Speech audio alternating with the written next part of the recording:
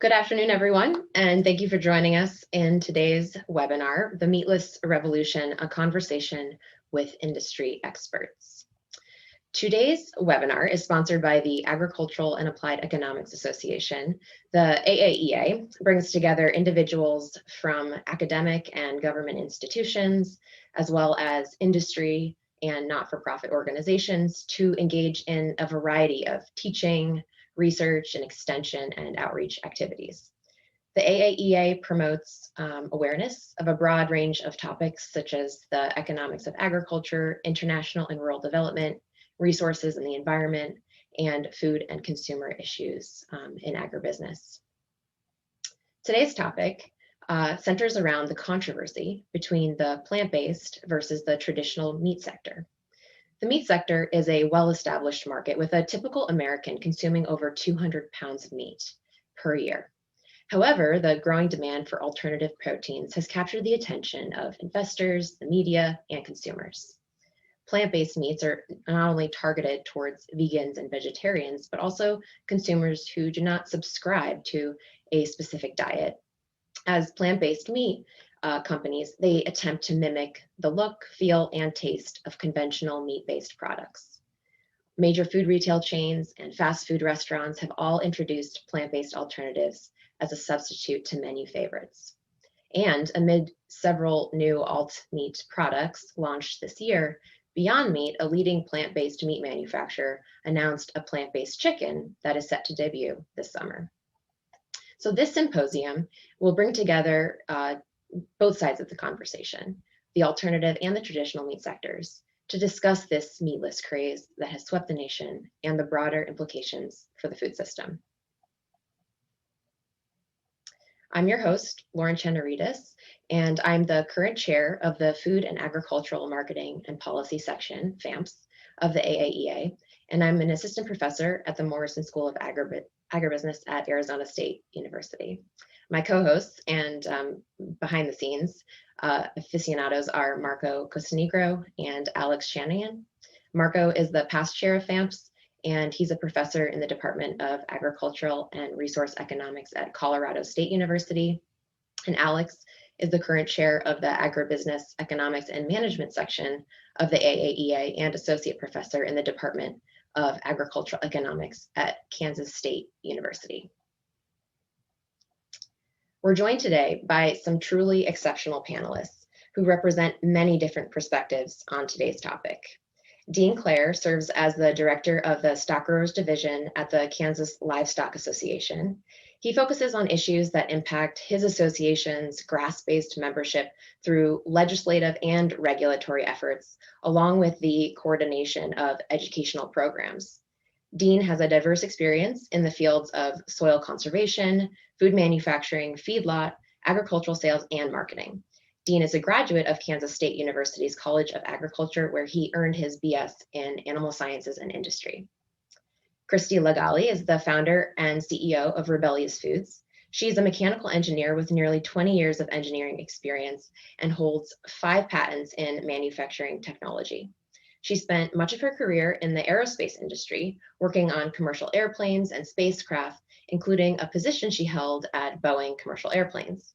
Until January 2018, Christy served as a senior scientist for the Good Food Institute, uncovering the technical barriers in the development of plant-based meat and cultured meat. Christy holds a bachelor's degree in mechanical engineering and organizational psychology and a master's of science in mechanical engineering.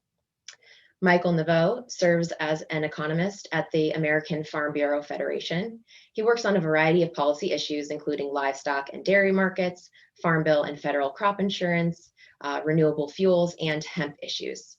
Prior to joining the American Farm Bureau Federation in 2018, Michael worked at Informa Economics Agribusiness Group, and his prior experience also includes positions at the Agriculture Department's Foreign Agricultural Service and the House Agriculture Committee. Michael earned his bachelor's degree in agribusiness and economics and master's degree in agricultural economics, both from Texas A&M University. Paul is the author of the national bestseller Clean Meat: How Growing Meat Without Animals Will Revolutionize Dinner and the World, a 4-time TEDx speaker, and the host of the Business for Good podcast. Paul is the CEO of the Better Meat Co., a company whose goal is to help meat producers improve sustainability by blending in the startup's plant-based products in their current ground meat products. Prior to publishing Clean Meat, Paul was also known for his role in animal protection advocacy, both as the founder of Animal Outlook and a former vice president at the Humane Society of the US. And Monty Staggs is the CEO of Southwest Food Service Excellence, a manufacturing and distribution company servicing K through 12 schools across the US. Monty began his career as a chef in fine dining, serving as the executive chef in restaurants in Miami, Houston, and Los Angeles. He has experience incorporating research and development for fast-growing national restaurant chains across the US and internationally, driving their Menu Master Award-winning concepts. He's worked with the nation's largest natural and organic beef producers, where he's held positions as VP of Food Service Sales, Corporate Executive Chef, and VP of Prepared Foods Innovation. Monty graduated from Johnson & Wales University, summa cum laude, and he's been the recipient of their Distinguished President's Trophy. So thank you, speakers, for joining us today. We have quite an amazing group. Before we dive in, I want to run through how this webinar will work. Prior to the webinar, FAMPS and AEM sent out a survey to the AAEA members soliciting input on the most pressing and relevant questions that they would like to have answered by an esteemed group of industry specialists. Upon reviewing these results, we selected among them 6 questions that will guide today's question and answer session. 2 panelists have been assigned as the designated respondents for each of the 6 questions that we will cover today. During the final 15 minutes of the webinar, we'll open it up to the floor for a live audience Q&A. So over the next 60 minutes, please enter your questions in the chat box. We will be carefully monitoring questions and then saving them to ask the panelists at the end. This webinar is being recorded and will be made available on the event page following the event. And I have a link to that posted at the end of the slides. So without further ado, let's get started.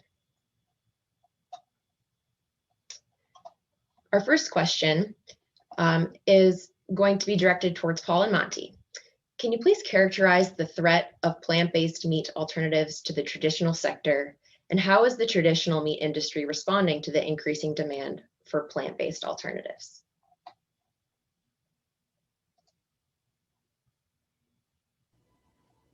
Monty, you want to go first, or you want me to go first? I'm happy either way. You lead off. You're more eloquent at this. Go for it. I won't accept that, but I will accept that my photo is on top of yours, so I'll take that as my cue. Works. So first, hello, everybody. I'm Paul Shapiro, CEO of the Better Meat Co., and I'm really glad to be here. Lauren, thanks so much for your leadership in making this event happen. We're really grateful to you. We also want to upgrade your status as having the best Zoom background of any of us here. It's really impressive. I love that. I need to up my game here. But, you know, I'm going to offer a response to this question that may be a little bit controversial in some of my own social circles, which is that so far, the threat of plant-based meat has not really been much of a threat. The reality is that plant-based meat is still less than 1% of all meat that is sold in the United States, and even less than that around the world. So when you look at, for example, the milk market, where fluid milk has grown to, plant-based fluid milk has grown to about 13% of the fluid milk market, as fluid cow's milk has actually declined, you really haven't seen plant-based meat making a dent in animal-based meat at all yet. You do see companies getting more and more popular and getting more and more traction, like Beyond and Impossible, of course, but so far it is barely a rounding error in the overall meat industry as a whole. So, you know, even at the same time as we are seeing really explosive growth in popularity of plant-based meat, meat demand itself is rising as well. And so, for example, in the United States today, on a per person basis, not just by population, but per person, we've never eaten more meat than we do today. We've never raised more animals for food than we do today. So meat demand continues to increase, even while plant-based foods continue to gain in popularity as well. Now, on the second part of this question, how is the traditional meat industry responding? Well, some are responding quite well.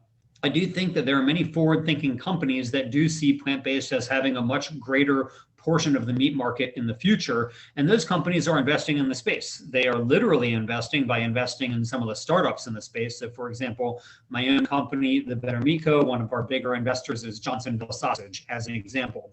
But there's other plenty of meat companies that are introducing their own lines of plant-based meat, and those companies see themselves as protein providers. To quote Tom Hayes, the former CEO of Tyson Foods, when he was CEO, he gave a quote to Bloomberg. He said, if we could make meat without the animal, why wouldn't we? And I think that companies like Tyson view themselves as protein providers, and they see in the future a more diversified protein portfolio than what we have today. Whereas in the past, people might have thought of protein as being synonymous with a piece of flesh from a once living animal's body. In the future, many of the protein providers are, yes, of course, going to still be providing animal-based protein, but they're also going to have plant-based proteins, microbially-based proteins, cell-cultured proteins, and I think hybridized proteins where you combine the plant and the animal, or maybe microbial and animal proteins together to create a best of all worlds scenario, or to create a more sustainable scenario as well. And that's what my own company, the Better Meat Co., specializes in providing ingredient solutions for meat companies that want to hybridize their products. As one example, Purdue Farms, the major chicken company, has released products in now 7,100 grocery stores, 3 different SKUs, nuggets, tenders, and patties that are called Purdue Chicken Plus. These are 50% chicken, 50% plant-based, and Food Network named it the best tasting frozen chicken nugget in America. So think about that. The best tasting frozen chicken nugget in America is only 50% chicken. Just imagine the sustainability gains if all the chicken nuggets were 50% chicken, 50% plant-based. Could really make a big gain there. So I think that there are many forward-thinking meat companies that see the future will be more diversified in their protein portfolios, and that will include hybrids, plant-based, cell-cultured, and more. But I don't see animal-based protein going by the wayside anytime soon. I don't know. You kind of started off a little Debbie Downer there, so I'm going to contradict you just a little bit, Paul, and it would be strange if I didn't. Is it a threat? Absolutely, it's a threat. In cases of plant-based protein shipped to commercial restaurants right now, grew by some 20% over last year. Now, Paul is absolutely right that it was a fractional percentage of, compared to animal-based proteins out there. I get that, but we're also seeing that portions on restaurant menus of portion sizes of animal-based proteins is shrinking, as well as you're seeing an all-time high.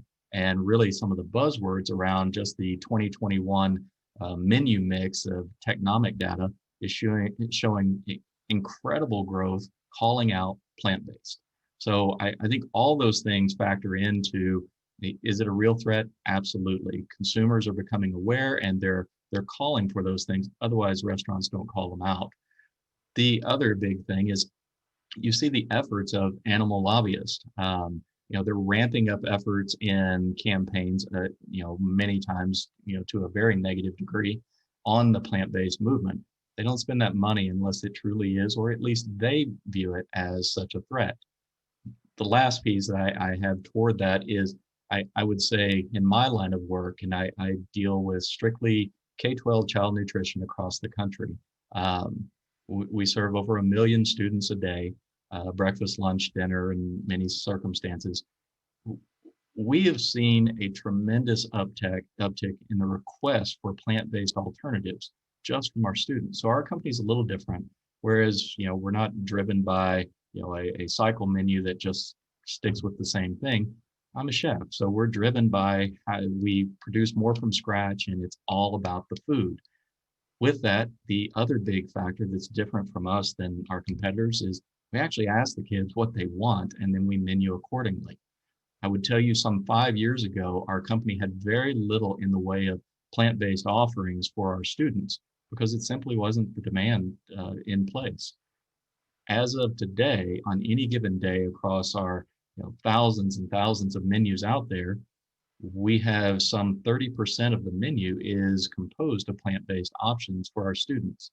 That is strictly driven by their feedback, their survey data, demanding those products be available. So I think all of those things show that this isn't by accident. The movement is real. Students, they learn from their parents, learn from interaction outside of the school district, certainly, and then from the media. So I think it's here to stay, and those that embrace it obviously will thrive.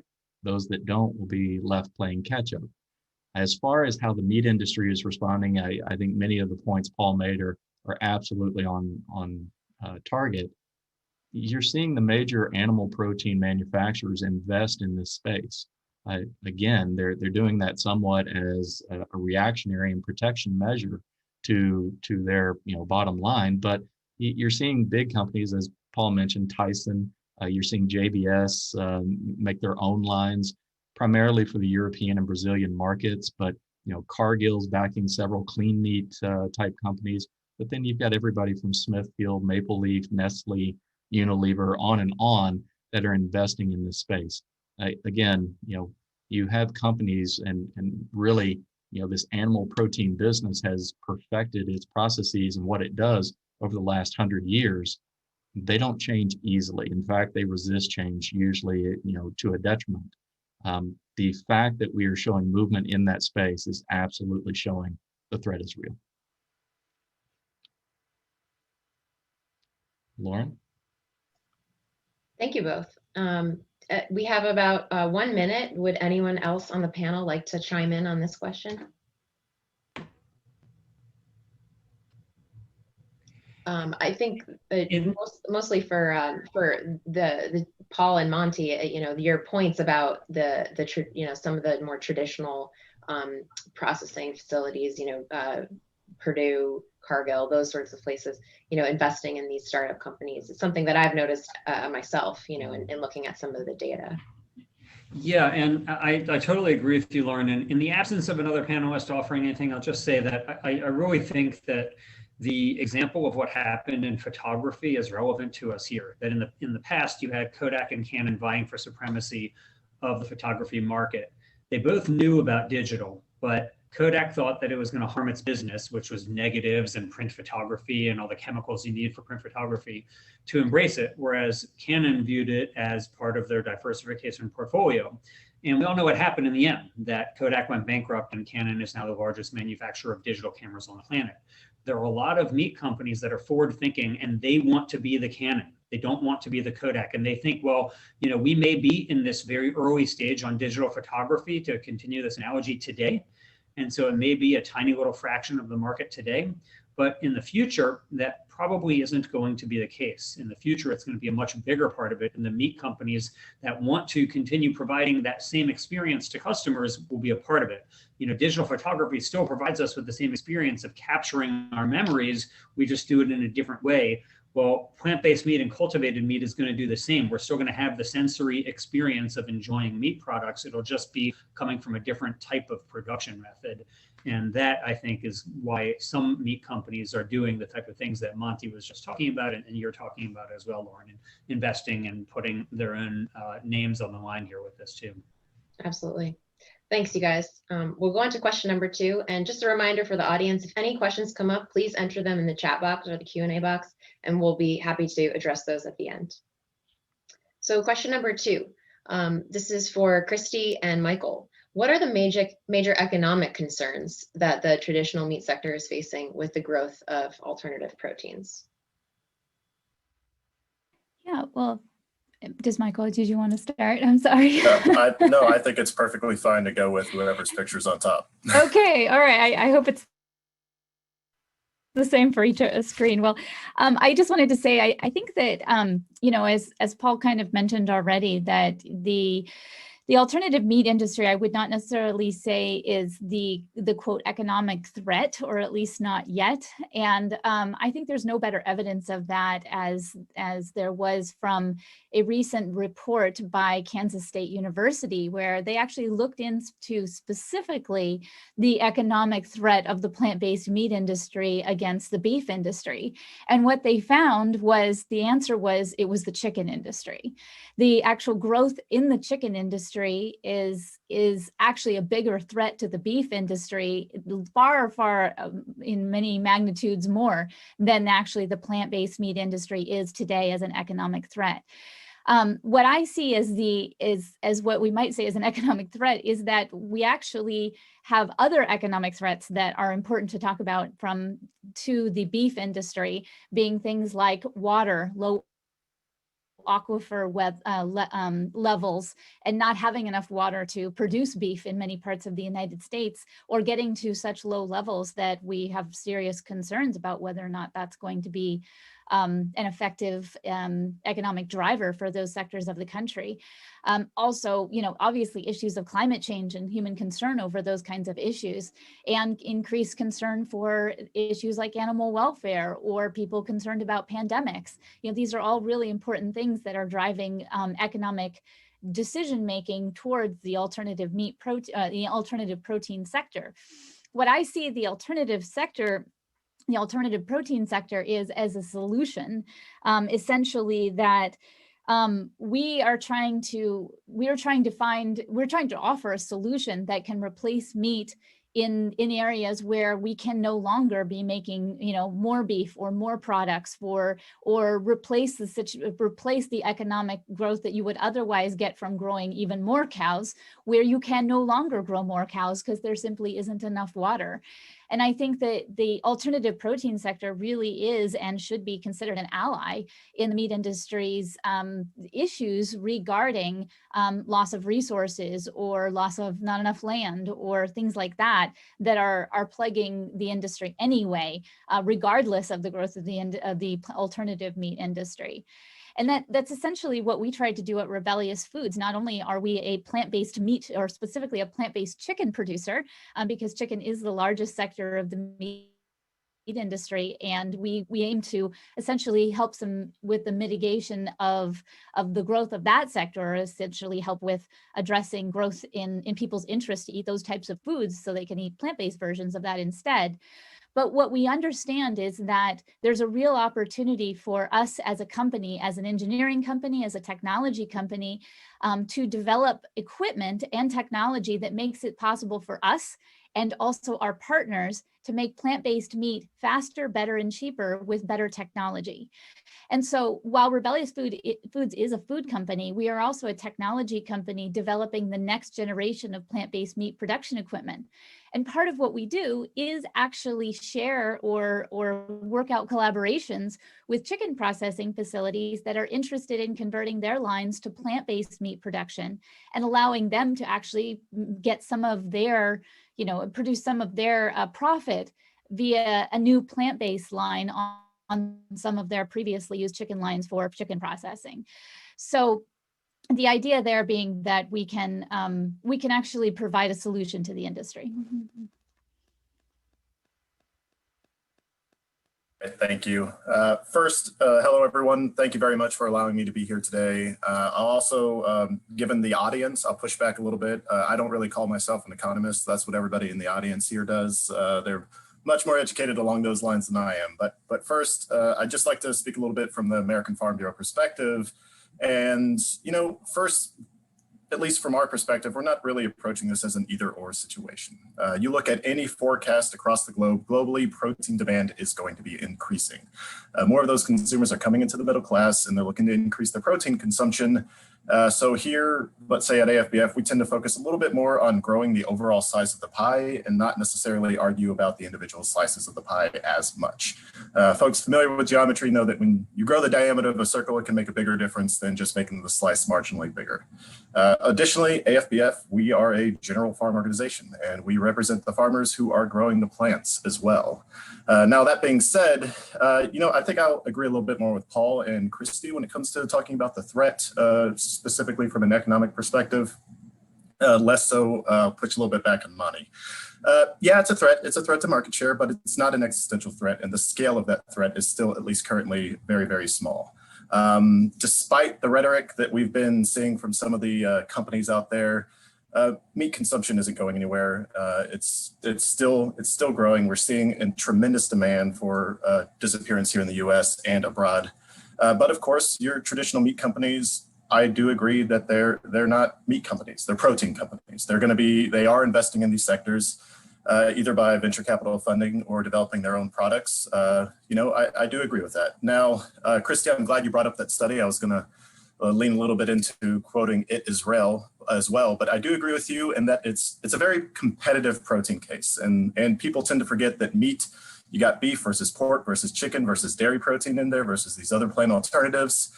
So this is certainly something that we are looking at a very competitive protein case. Now, I'll disagree a little bit on some of the water issues in terms of where the cattle are located across the United States. Most of them rely very much on green water. They're in areas where water stress isn't as much of an issue like in certain areas of the country. But back to that research, I know I'm running low on times.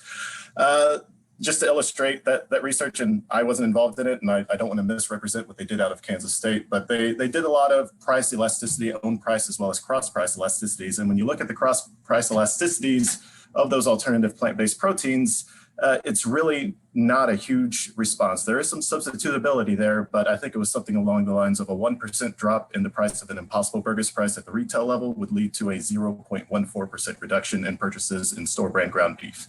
A little bit higher for Beyond Meat. That's consistent with a lot of research out there that shows that whenever we see these increases in these plant-based alternative proteins, it tends to be from pulling people who are not already buying beef, pork, chicken, into the animal protein case, and that's where a lot of those purchases are coming from.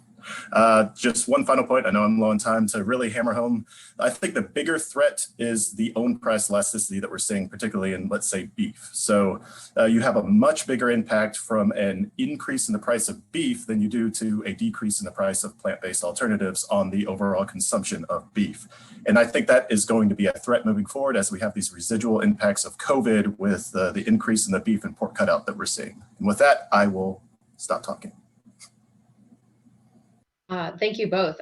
Really, I mean, we could probably spend the entire webinar just answering, looking at these questions, this particular questions, kind of talking through answers and scenarios. And ultimately, though, I think the point that really both of you touched upon here was this idea of, you know, threats within the industry rather than external threats and what that might do to changes in demand. But anyhow, I'm going to proceed to question number 3. So next question on our list. For Monty and Dean, how are plant-based meat companies currently marketing their products to a diverse set of consumers that range from meat lovers to experimenters or veggie lovers? And for the traditional meat sector, has this been effective from your perspective, and more from the line of you know, maybe luring customers outside from that particular market? So Dean and Monty, I'll let you guys take it from here. Dean, do you want me to go first, or you go? Yeah, go ahead, Monty. Certainly. Yeah, they're coming up with multifaceted approaches.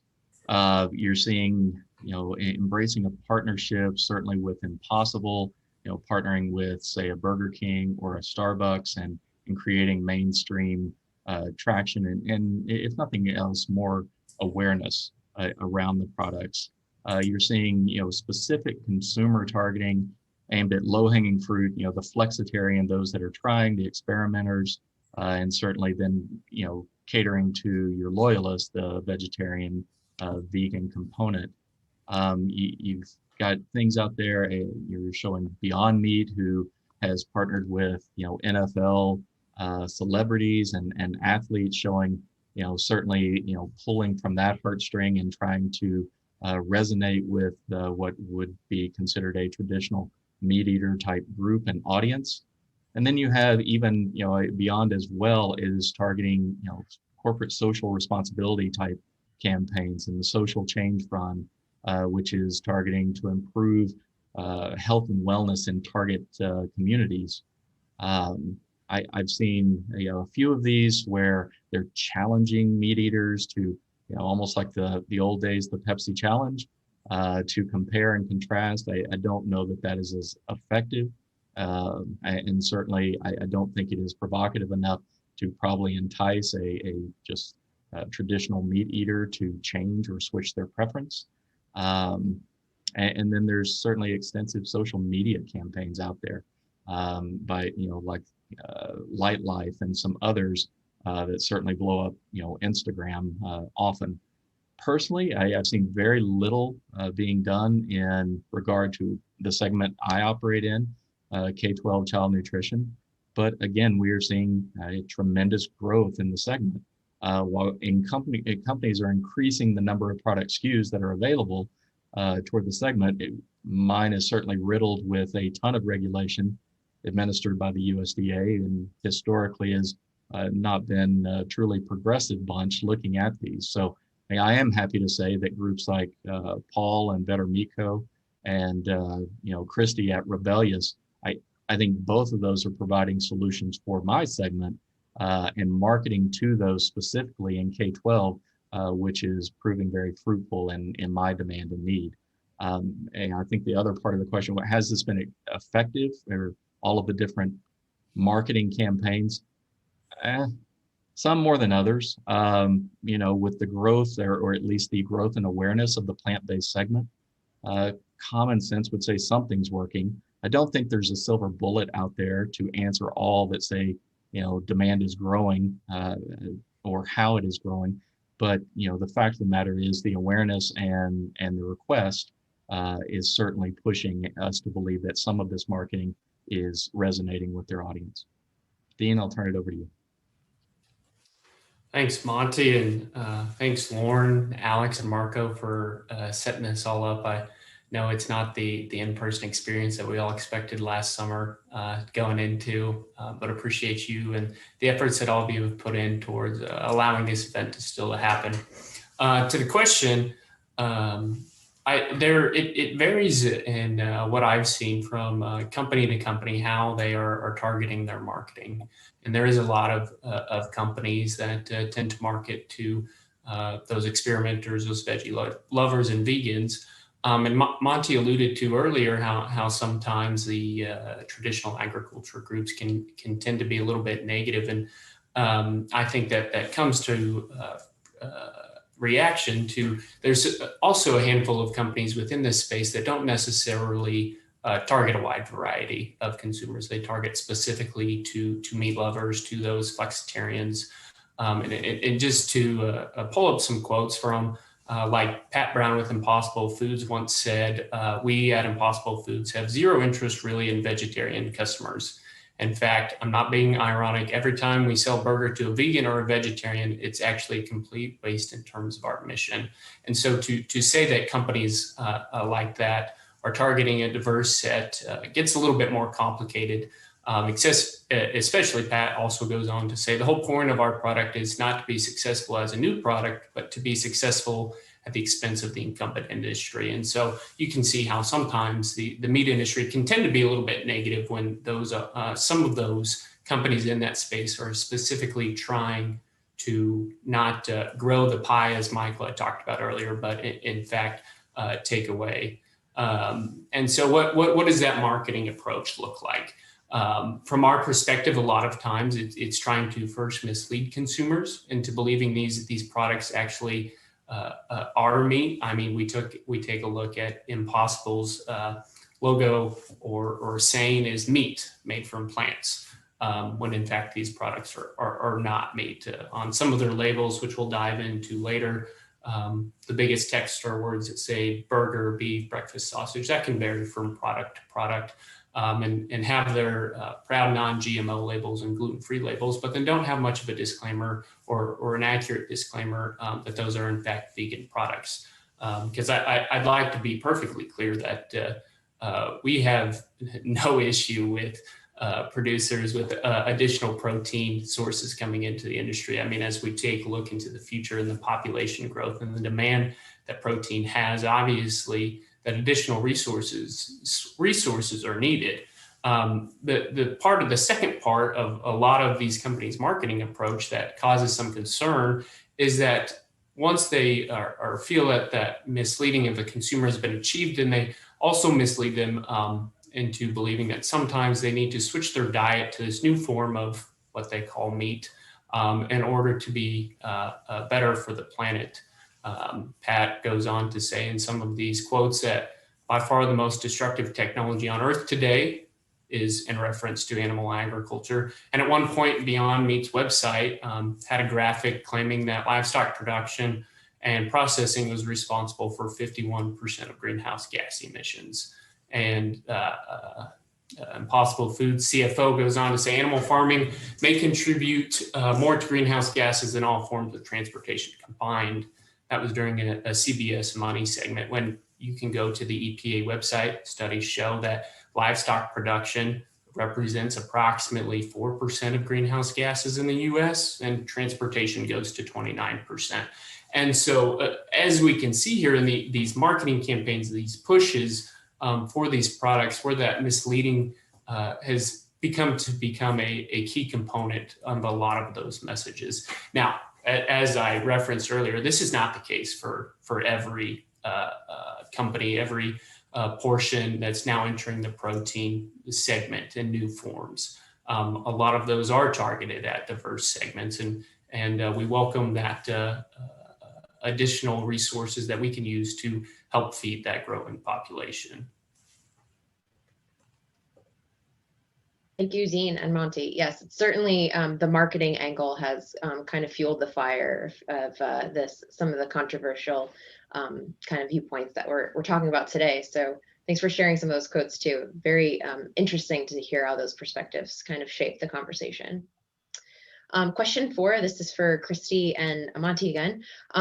Where do you see the current price point for meat alternatives relative to direct competitors? Is there a time in the near future when meat alternatives might be cheaper than regular meat? What would need to occur for that to be possible? And Christy, you started to allude to some of this before in your discussion of technology investment. So I'm curious to hear how you both might address this question. I'll actually let Monty go first because I have a feeling he knows a lot more about the variety of markets. So why don't you go first, Monty? All right. I could talk about production. Give it a shot for you. Currently, plant-based is, from a broad stroke perspective, it's significantly higher in price than animal proteins. We have to remember again that plant-based is somewhat in its infancy. Demand will build scale, which will bring efficiencies, production, procurement efficiencies, which will ultimately lower pricing, as well as continued innovation, which I think, certainly Christy and her team and Paul and his team are driving forward. The average price last year, and I'm certainly sure Michael and Dean could speak to this better than I can, but meat alternatives were roughly double the price of that of traditional beef, and or even much more than double than chicken. This isn't by accident. Animal protein manufacturers, certainly in the scale, the capability of what they have, and I've worked for them. I understand they're very good at what they do. They also have optimized their processes for over a century. They've invested and continually nurture sizable political power that give them advantage in many ways and shape to run their business. So I don't believe that the same can be said necessarily about plant-based, at least at this point, because it's certainly not as big of a market by any stretch than that of the animal manufacturer. Plant-based meat is getting cheaper. You're starting to see cuts, double-digit percentages by those like Impossible and Beyond.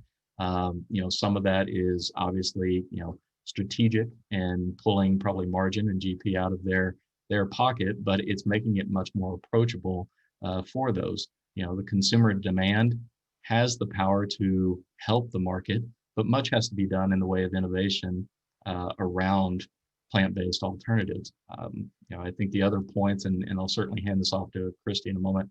Is there a time in the near future when meat alternatives might be cheaper than meat? That could be a stretch. Certainly maybe, but it depends on a lot.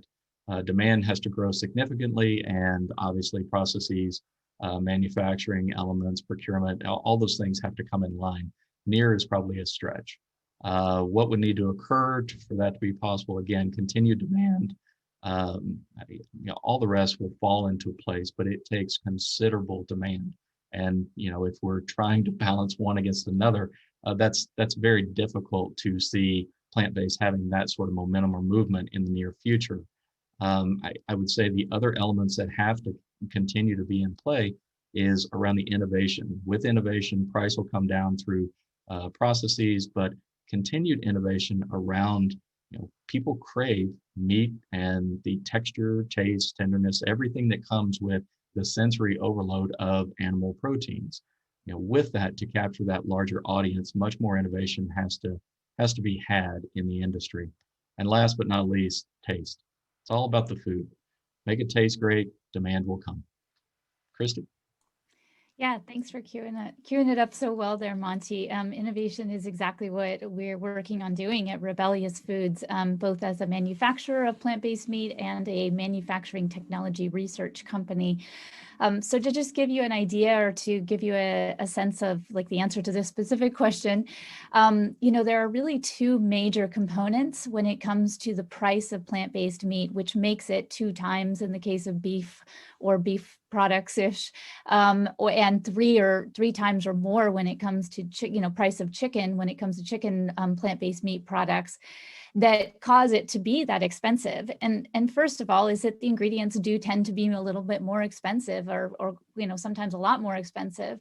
And then the second is that the manufacturing of these products is more expensive to a considerable amount.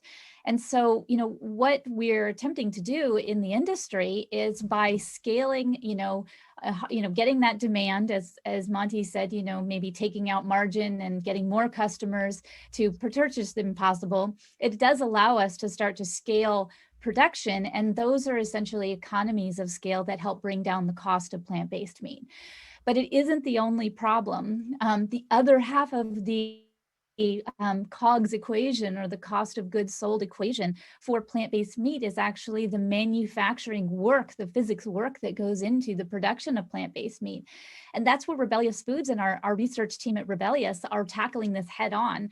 What we feel and what we know is that the equipment that we use to make plant-based meat currently takes up too much energy and time, and the process is not optimized. As Monty pointed out, in the meat industry, it's been optimized for many, many years, and hence the price has come down. So what needs to happen, and what we're doing at Rebellious Foods, is we have designed a whole new production methodology for making plant-based meat dough and plant-based meat itself, so that it is optimized for that production method. And by doing so, our most recent estimates now show that we will be able to bring down the cost of making plant-based meat by 60%. And we specifically focus on chicken because we know that's where the cost needs to come down. So just as Monty pointed out, that innovation piece is what's necessary to insert that into the industry. And by actually going out onto the production floor, which is what we do at Rebellious, taking out a few pieces of equipment that don't serve us that well in terms of cost of goods sold, and replacing them with our new novel production equipment that makes all the production completely automated, and like I said, 50 to 60% lower cost, that's when we really start to move the needle when it comes to the cost of plant-based meat products. And at Rebellious, we're excited to pass that along to our consumers. This also allows us to start reaching volumes of scale, because once you bring down the cost of production, you're fundamentally making money on these products, and you can reinvest that into actual scale and actual better prices for customers. And we're pretty excited about that. One other thing I mentioned earlier, and Michael mentioned earlier, about price elasticity in the meat industry is more of a threat to the meat industry than the lowering the cost of plant-based meat.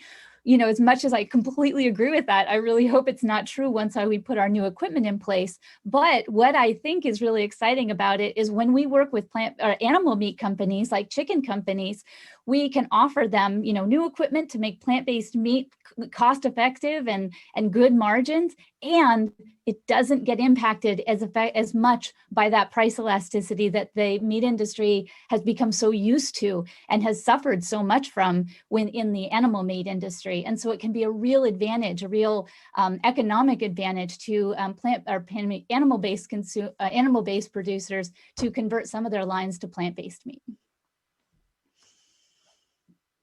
Really interesting. Thank you both, Christy and Mazi, on that. I think some of the words in the question too also can be left for interpretation. What is near term? What are all these things? But a lot of the things that you laid out, are food for thought in terms of what we can expect going forward on just the price of these goods. So I should have answered near term. No, that's fine. These are based on our survey. So yeah, we really appreciate the kind of the flexibility and the way that the questions are worded so that you can answer them however you think is best. So excellent. Let's proceed to question number 5. So this is for Michael and Dean. As the popularity of plant-based meat grows, what labeling issues might emerge in this sector? Meat alternatives have been around for a long time, but as demand increases for plant-based alternatives, how might this change? And this is a really interesting question, one that I myself am really curious about. So Michael and Dean.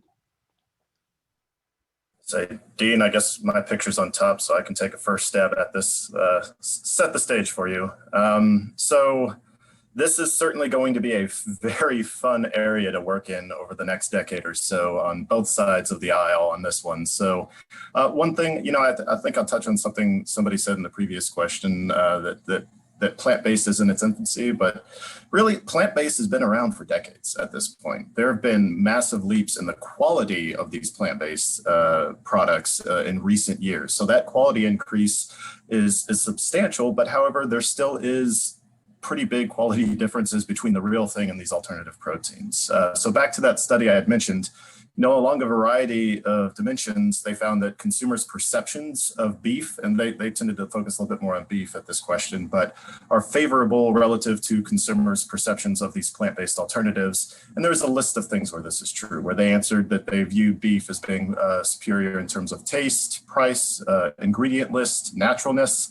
I bring that up to really emphasize how important labels and marketing are going to be for many of these products to overcome some of those perceptions moving forward. We talked about the cross-price elasticities.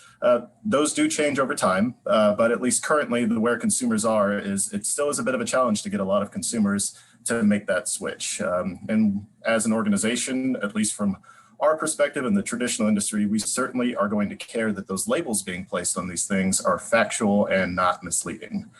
Certainly an organization like ours is going to have some issues with someone trying to call something beef, pork, or chicken that isn't actually beef, pork, or chicken. Not that I'm offering an actual solution here, but standards of identity issues through FDA are going to be very, very interesting to watch moving forward if you're familiar with the way things played out in the dairy sector over the last few decades. I think there might be a little bit of a rude awakening for some of these, maybe not your larger companies who have the resources, but some of your smaller, very small startup companies in terms of the regulatory requirements and the legal requirements surrounding labels on food. This is something where it's incredibly complex and there's a lot of things that really govern whether or not you can do things that go beyond the minimum requirements like allergen listing, nutritional labels, things like that. But think about product claims, no sugar added, low calorie, healthy. There are very, very specific rules that FDA has and the regulations that require what you can actually place on a product. So I think, maybe some of those businesses that may take a ask for forgiveness rather than permission attitude may be in for a shock down the road. I personally am going to say I'm predicting that we're going to see quite a few product claims on these labels, and it's going to be interesting to see how the policy and legal realm plays out, particularly in things, and Dean, I'll let him hit a little bit on this, but he brought up the environmental claims. How is the regulatory environment going to manage that, and how do we make sure those are factual and not exaggerated like we've seen in some of the cases? Again, very specific companies, not talking about the industry as a whole.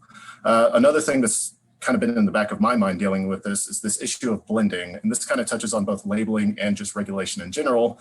I'd be very interested from what's going on in the Tyson of the blending of the plant-based with the meat in terms of who has regulation in terms of or who has regulatory authority in terms of inspection there, because USDA's FSIS is supposed to be in charge of meat inspection, whereas FDA is in charge of the plant-based inspection. And then we talk about that blended product. Here in the US, we import a lot of lean trimmings in order to ground into ground beef. What would happen in an environment or world where we might grow the lean trimmings in a lab and then blend in for reasons like that? If it is actually in the future down to an economical way, we got to make sure things like that are fully disclosed so that the consumer can make an educated choice. All right, Dean, I'll pass it over to you. Oh, thanks, Michael, for really setting the stage there and really hitting on those big points. I'm really not going to have too much to add to that because Michael really hit the big picture items that we're seeing. One thing in the question that states, as the popularity grows, what labeling issues? These labeling issues don't have anything to do with the growth in demand. Like Michael has talked about, we've had these types of products. Now, granted, they have changed significantly, but these types of products around for quite some time. Where the issue is not around that growing demand, but the misleading and inaccurate claims found within some of the labels.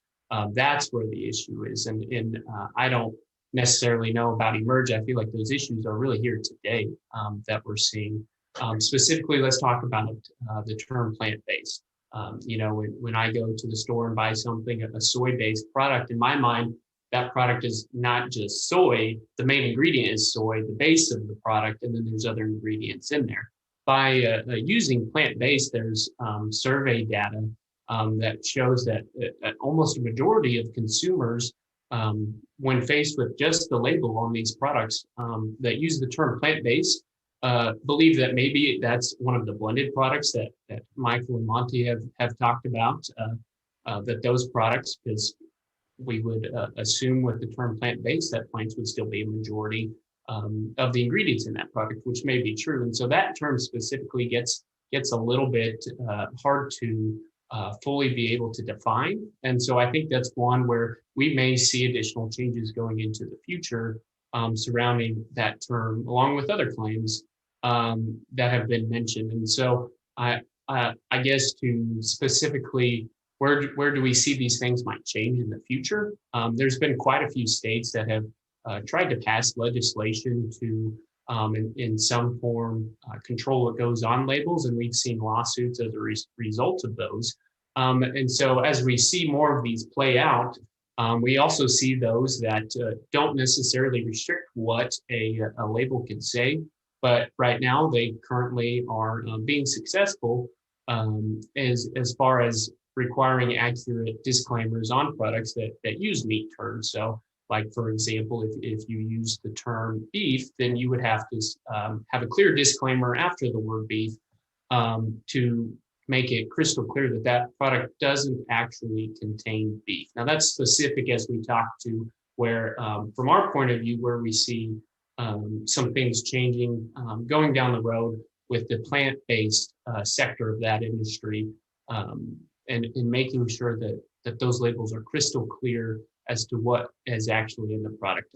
To give an example, what I think of often is if you go to a seafood restaurant, a lot of times you'll see crab on the menu, and sometimes you'll see crab and then imitation in the parentheses beside it. That makes it crystal clear that that product is not crab, but it's a product that's imitating the texture and aesthetic qualities of that crab. And I don't know necessarily if I could predict what those that will exactly look like in that space, but I see that's kind of the mirror model of what we could see in this sector of the industry going forward.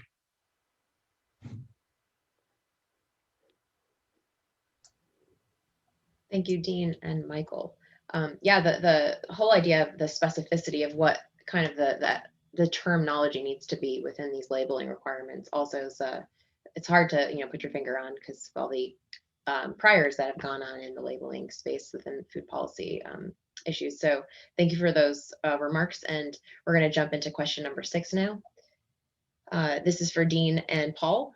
Given the advancements in feed technology solutions like feeding seaweed to cows to reduce methane emissions, what is the traditional meat sector doing to meet the environmental concerns of production? Paul, is it all right if I go first in the picture order?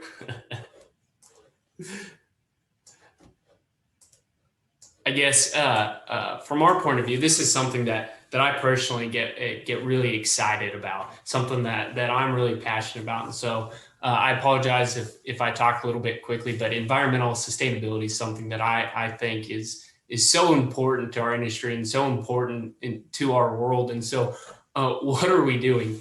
Livestock producers specifically, I think that sustainability and environmental stewardship is nothing new. That's something that we've been working on progressively throughout the years. And let's just dive into an example. U.S. producers specifically, since 1977, we have 33% fewer cattle and yet still produce the same amount of beef. We produce 18% of the world's beef supply and yet only have 6% of the world's cattle.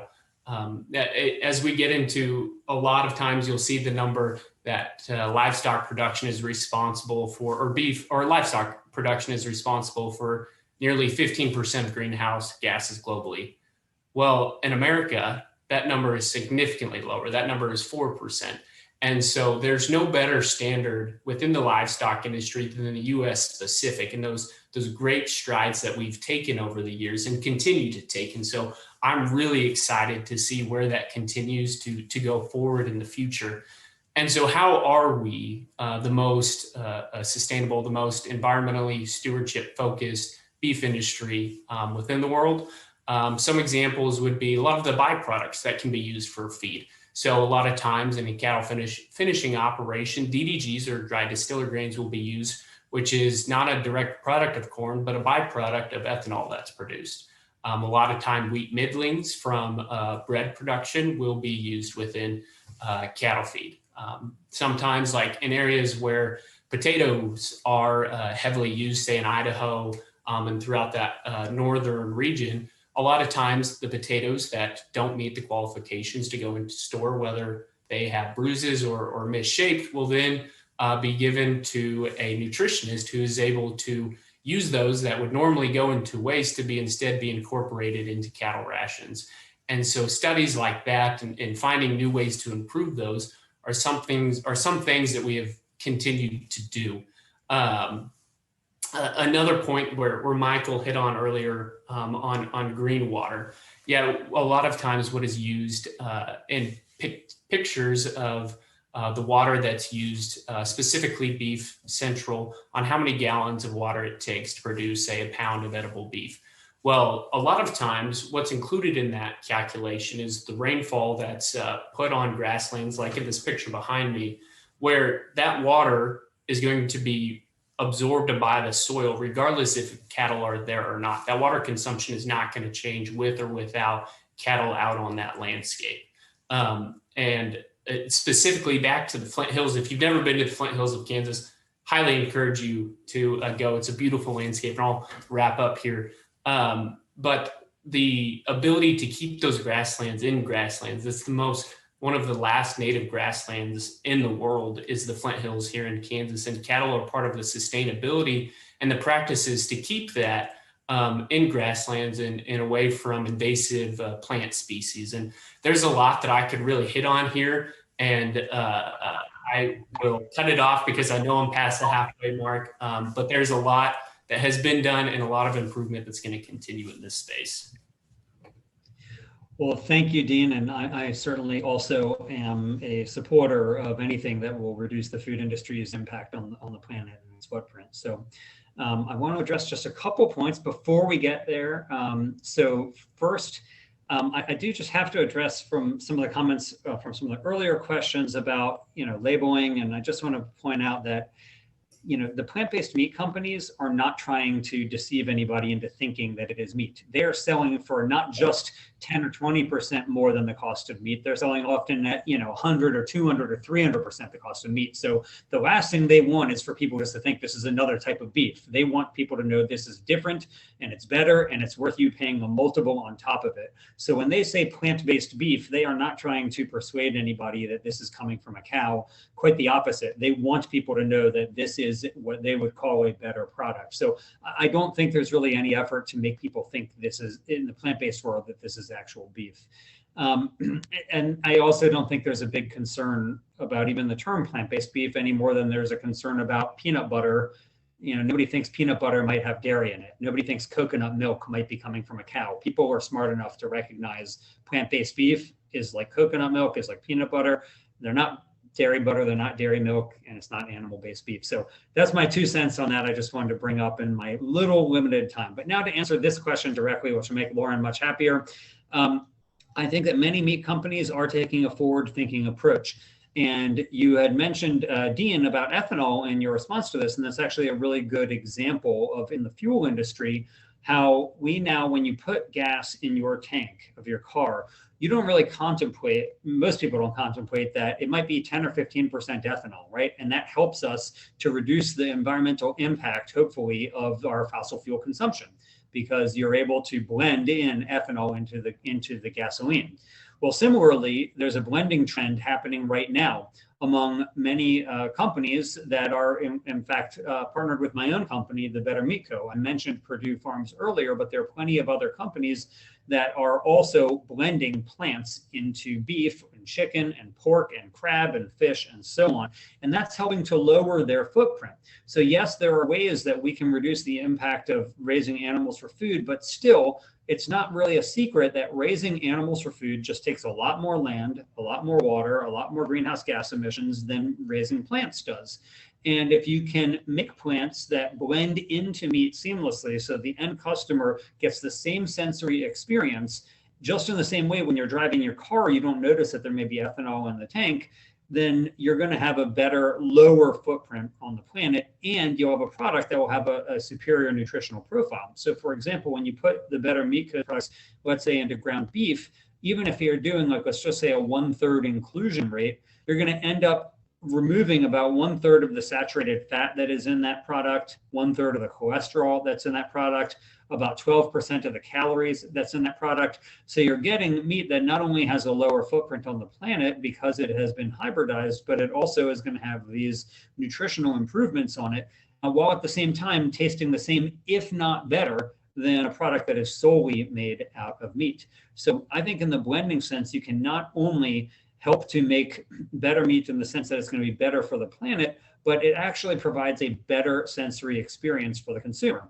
Chris Perdue, one of the executives at Perdue Farms, has actually said that their blended chicken nuggets regularly outperform the solely chicken nuggets that they sell on taste tests with Perdue consumers. Other folks have found on burgers that huge portions of consumers prefer the taste of some of these blended burgers in a blind taste test to a product that is solely beef. So I really think that the meat companies that are seeing benefits from blending are going to see even bigger benefits in the future, because just in the same way that plant protein is now part of the meat aisle of the supermarket, plant protein is now going into the meat itself. And that is going to be a big way of helping to reduce the footprint of the meat industry moving forward, so that yes, you'll still be selling meat. And to answer the question earlier, it is still generally speaking overseen by USDA because the product does have meat in it, but it will be a much lower footprint and can have other improvements for the consumer as well. Excellent. Thank you both. Yeah, this was environmental concerns were definitely coming up a lot in our Q&A portion too. So I'm glad we got a chance to touch on it here in the series. And with that, I'm going to open it up for the audience Q&A. And what we've been doing throughout the last 60 minutes or so is collecting all of the questions from the chat box in the Q&A session. And what we're going to try to get through is maybe 3 questions. First, we're going to turn it over to one of the other moderators, Marco, who's going to ask the first question. Marco? Yeah, I'm going to take some privilege here, given that I have direct access here to ask a question. But first, I wanted to really thank Lauren for all of the work that she has done to put this seminar together. We started working on this 2 years ago, before COVID happened, and we kept working on it. But she really put in the groundwork to make this happen, and I know it's been a lot. So thank you, Lauren. This has been great. Having said that, virtual round of applause. Having said that, I wanted to give, that's a little bit of a chance to both Michael and Dean to reply with what Paul has said, which kind of echoed what my question was. There's been a lot of low blows from between the industries and some negativity, not in all cases, but in some cases.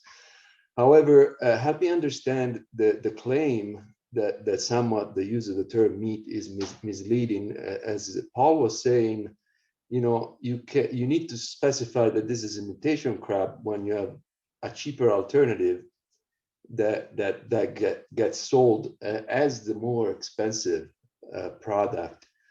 But I don't think I haven't seen at least any meat substitutes that markets itself as something. I mean, they might try to imitate the taste, but no one is trying to mislead consumers that that's not meat, because that's the whole advertisement campaign that they're trying to tap into.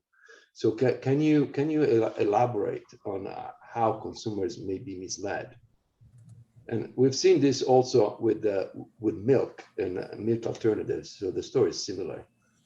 Yeah. So Dean, if you don't mind, I'll hit at least what I was talking about when talking about factual labeling is a little bit less on that and more so on greenhouse gas emission claims. I agree with that. We do see, and that's what I was more referring to, is what we're seeing basically that Dean raised in the marketing and some of the statements by the CEO of, say, one company is that's marketing. And that is what we are potentially concerned about, things like that, making it onto the label. So when at least whenever I'm talking about that, it's a little bit more like that. And then when talking about the dairy, that brings up a good point, is it's not necessarily saying that these consumers think that this is milk. It's that these consumers think it's nutritionally equivalent to milk, which can also probably somewhat spill over into the area that we are talking about right now. Now, talking about the blending in stuff that was brought up, I mean, meat isn't gasoline. Meat does not have the same impact on the environment that transportation does, particularly in the United States. I think at the end of the day, if people want to cut meat out of their diet for whatever reason they want to, I think that's perfectly fine. The issue that we as an organization start to have is when people are making misleading environmental claims or misleading health claims based on it. And that's kind of where we start to have an issue. And then when bringing up things like land use and beef production in the United States, this isn't the same as like they're doing in other areas of the world where they might be contributing to deforestation or something like that. This is the United States, where most of this land is unsuitable for other types of production. We're not taking it from something else. It's something that's being widely used, and in many cases is very healthy for things like grazing and sequestering carbon in pasture land. So with that, Dean, I think I'll pass it over to you, because I think you had a little bit more on the labeling than I did. Yeah. Before I hit on that, Michael, specifically to your last point there about grasslands, 29% of the land in the U.S. is unsuitable because it's too wet, too dry, too arid, too rocky for any sort of cultivated type of agriculture, any type of planting for the commodities that would be used to make a lot of these plant-based products. And so one of the amazing factors of cattle, in my opinion, is that they can turn the energy from the sun that's transformed into these grasslands into a high quality protein. And so that, I believe that's kind of to tag on to what Michael's discussing there on that environmental footprint, is a lot of times in those claims, what is used is the land use that's required. Well, that land use still isn't going to be used for planting other products because it's not suitable for that. And it helps maintain the ecosystem, like I discussed in the Flint Hills here, that is important to the wildlife in that area. But to go back to the original question on labeling and being misleading, I think Michael kind of hit the nail on the head there, that we look at these products and, well, first off, they do believe that they are meat in a different form. They maybe are trying to make it clear that this is not meat from an animal, but it is meat. And that is not the case. That is obviously not the case. These products are not meat. The plant-based products are not meat. And so, I mean, like I discussed earlier, Impossible's slogan is meat made from plants. And so, and then to hit on the claim that I discussed there with the plant-based, I think that goes into the complexity of this issue, is that we have so many products like coming from fully plant-only proteins in there to these blended products. And then where does the label become clear to differentiate between those products so that consumer knows what they're buying and doesn't have to do all of that deep research ahead of time? They can go to the store and know that that label tells them accurately and clearly what is in that product. That's where some of these terms get a little bit more difficult to wrap your head around. And I think that's why there's so much discussion about this, is because of that wide variety and that complexity of these products that are now on the store shelves. And so that's where it gets a little bit confusing. I mean, at the Dillon's down the road, the other day I was in there and it said Beyond Meat or Beyond Burger, and it was right under the 100% beef sign in the aisle. And so this is where the complexity gets. Now I don't think anybody wants to regulate where you can put your food in the store. We just want these labels to be clear so that consumers know what they're buying. Yeah, And I'll so let Paul chime in before we turn over to the next question. Paul, go ahead. thank you, Lauren, and thank you, Dean. I'll be very quick, I promise. So I agree, we do want consumers to know what they're buying. I don't think it requires much research before you go to the store, because all you have to do is read the ingredients on the package to know what's in it. There's not a mystery here. All you need to do is just read the package, and that is what these companies have to do to state what is in their products. I think it's very commonplace, for example, for meatballs to have some type of a binding agent like breadcrumbs in them today. Should they have to disclose, should meatball manufacturers have to disclose on the front of their package that it's quote unquote blended with breadcrumbs as a binding agent? I don't think so. I think people can just look at the ingredient deck. I will say, out of mere entertainment though, I just pulled up the ingredient deck on a Hungry Man dinner, which, you would think, oh, it's a big steak, right? Well, that's the ingredient deck on the Hungry Man dinner. So, there's something other than meat in there, and they're not disclosing that on the front of the package, but anybody who wants to know can go and look and see, on here what's in there. So I think that I am less concerned about consumers being unaware of what's going on just because ingredients are required. And Lauren, could I respond to that as well, just really Sure. briefly? Just to respond to what Michael said earlier about where the confusion of concern is regarding that these products are nutritionally similar. That hasn't necessarily been our experience. It has not been our experience at all, because in the case of plant-based chicken products, a lot of our consumers, specifically our hospital customers and our K through 12 school customers, have a couple things in common. First of all, they do not want the product to be nutritionally similar to animal-based meat, because they're looking for products that are free of cholesterol, have much lower saturated fat, and sometimes have lower sodium. And so our products are specifically not marketed as being equally in micronutrients to chicken. They do have the same amount of protein, but they don't necessarily say that they have as much cholesterol or saturated fat, because they have less than that, or in the case of cholesterol, none of that. And in the case of in K through 12 schools, it isn't us who is saying that the K through 12 school child nutrition labeled products that we're making for the National School Lunch Program are nutritionally similar in terms of protein. It's the National School Lunch Program that says that soy is an acceptable replacement for chicken in this chicken nuggets. So this is not something that we're trying to explain to the customers. This is something that is designated in the National School Lunch Program. And similarly speaking, again, we're not saying this is equal, because it doesn't have cholesterol. And in the case of what's really important to schools is that these are non-antibiotic. These are plant-based chicken products, or plant-based nuggets. So you can just leave the chicken out part of it. Obviously don't have antibiotics in it, which is another concern for schools. And so as a result, we aren't trying to necessarily say they're exactly similar, even nutritionally perspective. The only place where the nutritional equivalence comes in is where the National School Lunch Program says it is.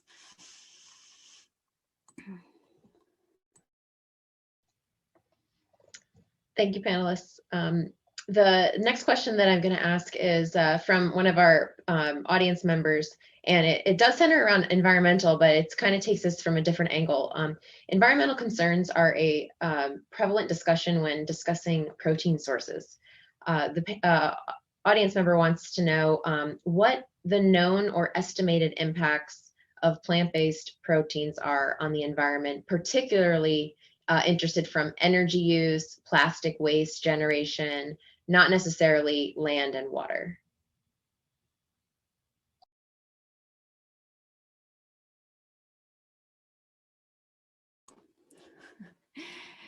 Sorry, so the question basically is posed to anybody, I see? Yes, anybody in the audience, or anyone in the panel. Thank you. Well, I believe the Beyond Meat study was claiming like a 90, or maybe it was impossible, a 90% reduction.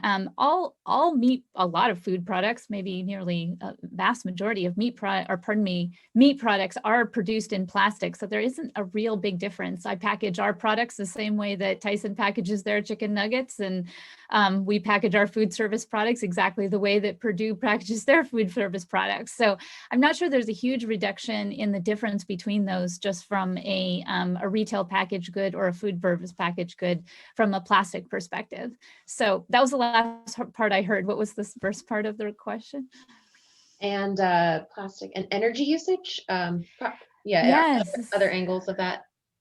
Yes, energy usage is part of the evaluation of how much calories specifically we use into going into the production of meat versus the production of plant-based meat.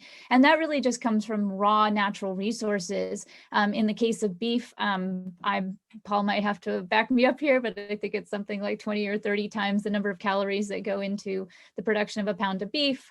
And don't quote me on the number, but it's larger than obviously the poundage the calories that go into the actual production of plant-based by a long shot. And I think it's like 6 or 8 calories that go into chicken versus otherwise just using that soy to actually make plant-based chicken.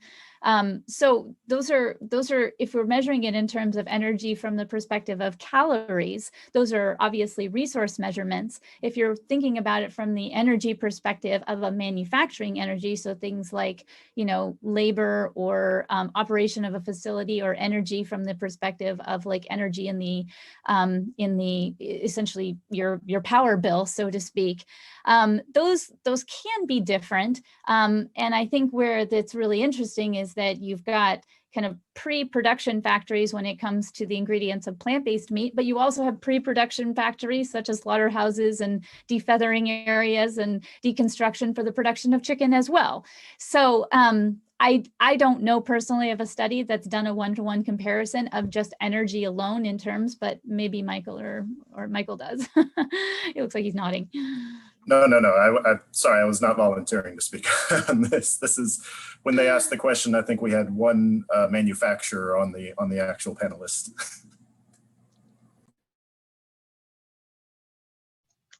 Thank you very much. I'm going to jump to another question here regarding cell-based meat. So is the cell-based meat industry a threat to plant-based? I've read that cell-based meat could hit the market 20 years from now. Any panelists want to elaborate on this? I'll elaborate on it, unless there's somebody else who wants to jump in, since I know I answered the last question. Anybody volunteering? Doesn't look like it. Okay. So, the cultivated meat space is infinitesimally small. If plant-based meat is less than 1% of the total meat market, cultivated meat is 0.0% of the total meat market today. But unlike plant-based meat, it is actually made from animal cells, just like conventional meat is. So I think the term cell-based is a little bit misleading in that it doesn't actually differentiate anything. If you buy a burger or a steak today, those are also cell-based meat. They're made out of cells. So I prefer the term cultivated because it actually suggests something different about it, whereas cell-based doesn't seem to differentiate at all. But in short, I think over time, over decades, yes, it could be. But plant-based meat has been around for decades. It's still not cost competitive with conventional meat. And cultivated meat has been around for a much shorter time, is not commercialized, isn't even legal to commercialize in nearly the entirety of the world right now. And it's way more expensive than plant-based meat. But I do think that over time, yes, it will become a part of the future market. And I think that there will be bigger disputes about labeling with regard to this because it is actually made from animal cells. And it brings to mind the story of what happened with ice, because for millennia, the only way we had to get ice was out of frozen lakes. And we had a whole industry which had insulated boats that basically shipped frozen ice all around the world that was harvested from these northern lakes and rivers. And when all of a sudden you had the advent of industrial refrigeration, there was this new competitor. And the barons of the ice industry, and interestingly enough, there were barons of the ice industry, they were livid over this new invention. And they railed against what they called artificial ice. They warned people, this is imitation ice. This is not safe. It's not natural. It goes against God. It's the only way we've had to get ice is from nature before. And now humans are going to start making ice.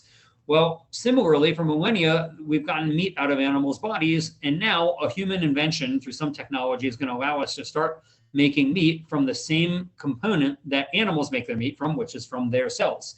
And we'll have to grapple with this question of how it ought to be labeled, because unlike plant-based meat, this is really from actual animal meat. It's not vegetarian or vegan. This is real, actual animal meat. And I believe that just in the same way that at the time, artificial ice was this new thing that many people were worried about. And in the end, we don't think there's anything artificial about it at all. We all have artificial ice makers in our homes. We call them freezers. We don't think there's anything unnatural. In the distant future, it may be that cultivated meat is just meat because it's the same thing. But that's a long way off. We're nowhere near that right now. And I think that while there is one restaurant in Singapore that is doing a limited time offering with one chicken nugget that is selling for a very high amount, I wouldn't expect it to flood the market anytime soon. But investors are flooding the space with finances right now, and that's leading to some companies like Memphis Meats and Blue Nalu raising multiple tens of millions of dollars.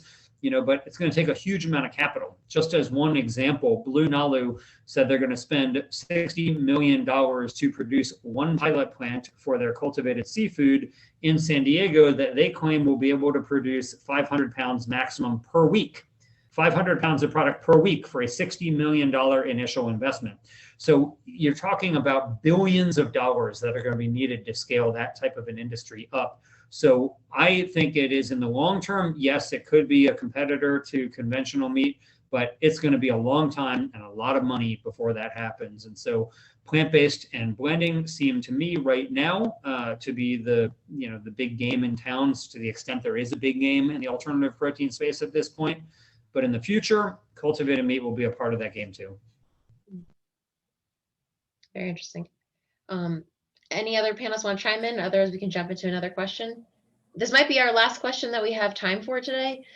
So I just want to acknowledge all the questions that came in. We have a ton here, and perhaps I can propose, sending the list out to some of the panelists, but I don't want to make any promises. So just again, we really appreciate all the activity on the other end of the line. The last question that I'll have, oh yeah, sure, go ahead, Paul. I think, Lauren, that Monty volunteered to personally answer all the questions by email afterwards, so you can just send them all to him. Is that right, Monty? Extra credit? Sounds perfect. Okay, good. Thank you. So the last question we have here is, will the plant-based industry be able to make substitutes for choice and select cuts of meat? Right now, it looks like their products are only viable substitutes for ground meat products. And Christy, you mentioned something about a dough. And this idea of introducing new processing technology that can create a dough. So I'm also interested to know more about this too, in terms of, aside from patties, what the substitutes for choice and select cuts are. Yeah. So the way that we think about products within the plant-based foods industry or the plant-based meat industry is that we basically have, we're mimicking, of course, the products that are in the meat industry. So in the meat industry, we make chicken nuggets out of ground product. We make hamburgers out of ground product. We made a lot of pork products. We make hot dogs. So a large majority, I would say, of the meat industry is actually ground and minced meat products. And that's fine. I mean, that's what the industry is. And as a result, the plant-based meat industry mimics that. And since so we have a lot of products that are minced meat products because there are a lot of products in the animal meat industry and there's a lot of demand for that. And that's what people are looking for. That being said, obviously, the meat industry also sells what we call whole muscle meat products, or I think you called them prime cut. Essentially, these are products where if you just cut it off the animal or it's the whole muscle of the animal, you kind of have a continuous fibrous product of animal-based meat. Now, the plant-based meat industry makes these types of products in a different way. It's usually via high moisture extrusion, so you can get longer continuous fibers of plant-based meat or plant-based proteins. And so the type of work we're doing at Rebellious is actually focusing on bringing down the cost of mostly minced meat products. However, in the process of innovating around the minced meat, and that's where the word dough came from, was that whether you're making out of animal meat, minced meat, or plant-based protein, you're actually, the very first step in making a chicken nugget is you make a dough. And so that was where that was coming from. It doesn't matter if it was plant or animal. But the idea there is that there is a lot of innovation. The type of innovation we do at Rebellious Foods is to optimize the production of plant-based meat production for for mincemeat products. And in the process of doing that, we figured out a way to also make some whole muscle meat, specifically chicken tenders, look and feel, have that same look and feel as the longer muscle meat. And it works out pretty well. But they are still, more in the minced meat side. For the long form products or the whole muscle meat products, high moisture extrusion is the method of choice. But it isn't the only method of choice. There are companies out there that are startups out there that are starting to use things like 3D printing to get that long form, large muscle meat. There is another company out there called Juicy Marbles. You should check them out. They make whole muscle meat products for that look like beef and actually incorporate the kind of the marbling of fat in like a steak product. And that's made also using another tool that was developed out of the University of Wageningen in the Netherlands. And so there's some other technologies out there that are used for whole muscle meat products, but in the plant-based meat industry, about 90% of the products that are being sold are actually made via that dough method, that mix and form method.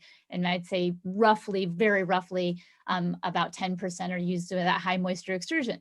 Those high moisture extrusion products are fantastic too. And I've never gotten to try the other ones from 3D printing or Juicy Marbles, but I'm sure they're amazing as well.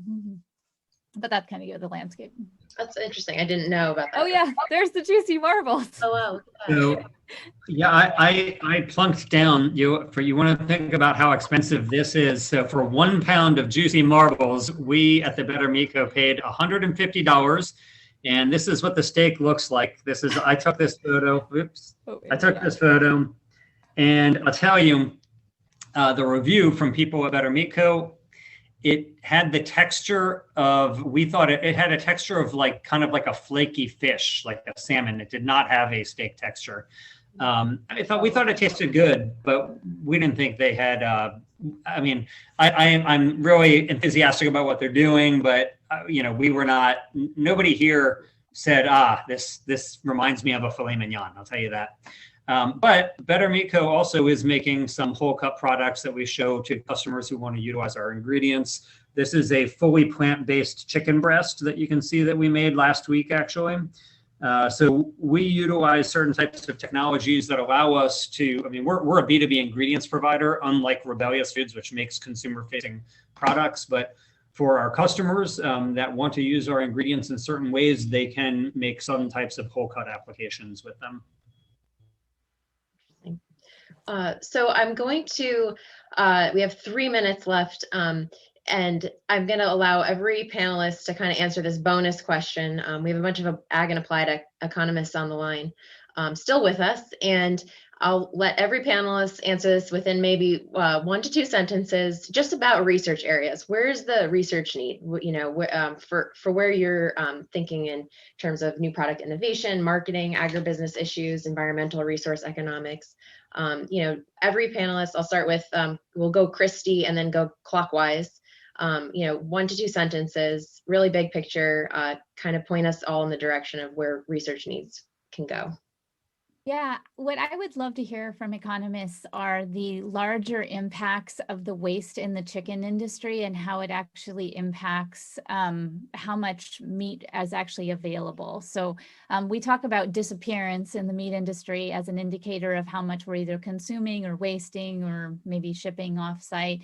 But in the chicken industry, we know there's a very large percentage of chickens that, neither make it to slaughter or die on the way to slaughter or are never actually consumable to the point where they can be essentially, I guess, counted as a product of chicken. And I would love to understand more from the economic perspective of how much that is costing the industry, just as a comparison and also an opportunity for more efficiency in the industry. Yes, I'll go next. I think that there's a lot of places that research can and a lot of opportunity for those areas beyond economics as we look at different types of ways of improving sustainability. But specific to economic research, I think one place where we could see a lot of opportunity is to find out how to make those ways more economical. And one of the questions it referenced decreased methane emissions by feeding cows seaweed. It'd probably be pretty expensive to ship seaweed to Kansas, where I'm at, where a lot of cattle is fed. And so as we develop, as scientists develop more ways to improve models, I think there is always an opportunity for economists to study how do we make that economical, make it profitable, and make it a real solution to sustainability. I guess since we're going clockwise, two things that popped into my mind is one, research already exists, but it's not enough and things constantly change. So we talked a little bit about as sales increase for some of these products, where is that coming from? Are you really pulling in folks from outside? Because I know most of the research I've seen has suggested that to be the case, and it's less taking away from other proteins, but I think that's one where you're going to see that change moving forward, potentially as we pull more people into the fold. Another one that we have a lot of anecdotal evidence around is the ingredient list and consumer preferences. We see that happening in a lot of other traditional food manufacturing, the center aisle of the grocery store, where you start to see companies adjusting their behavior and trying to move to more natural, reducing their ingredient list. I'd like to see, outside of the anecdotal evidence, some actual quantitative research on what consumer preferences are for there, because I think that'd be interesting to learn a little bit more and for companies to be able to make better business decisions. Michael, I think you hit a lot of the, spot on points that needed to be made. Obviously I am a chef, I have a culinary background. Where does the research need to go in my perspective? It's got to be around the taste. It has to be around the texture and the sensory elements that go into this. If we don't perfect that, and many of the companies out there, certainly have the appeal and pull to the loyalists, the vegetarians and the vegan and those type consumers, but to have crossover, we have to make significant strides, as some companies have been able to do and are certainly proving that their products hold ground and are pulling from those elements. But many others, there is such an immediate reaction by a true meat eater that it's off-putting. And so then it makes the experimenter element a much smaller group. So I would say first and foremost around the taste and texture and sensory elements of the product. Because we are 2 minutes over, I just want to say I completely echo what Monty is saying. Taste is king, and I just think that's the big barrier right now, even more so than price. And so research into helping the alternative protein industry, making products that continually satisfy and create a craveable experience, that's hands down what I think is the most important thing. Excellent. I think you gave us all a lot more to think about going forward, not just in that response, but for all the things that you've shared with us today. So thank you. Huge thank you to making time, coming out and joining us today, and everybody on the line as well. Thank you for sticking with us. We had over 100 participants, tons of people registered. So I'd say this is quite a successful event. And of course, thanks to AEA helping us market this and publish all the material. You'll be able to find a recording of today's webinar on this website. I'll leave it open as people kind of hop off the line, and I'll post any other material, maybe even the Kansas State study that was cited earlier, anything else that the panelists mentioned. If you want to send it my way, I'll make sure that it's on the website too. So again, thank you, and thanks everybody. Hope you have a great rest of your week.